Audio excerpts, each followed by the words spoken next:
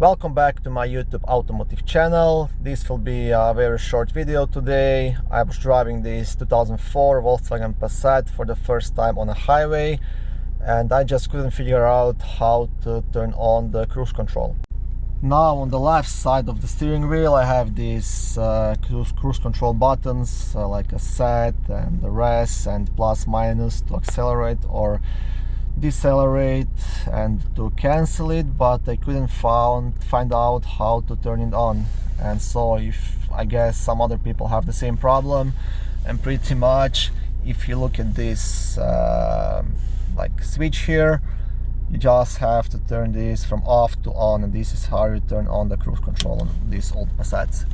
You see, and the cruise light will appear right here. So how I move this, you'll see it off and on. And yeah, and once you turn it on here, then you can just use these buttons. Once you have your desired speed, just click on the set and it's gonna be set to that speed. You can speed up or slow down on these two buttons, or just cancel it here, or just press the brake pedal to cancel it.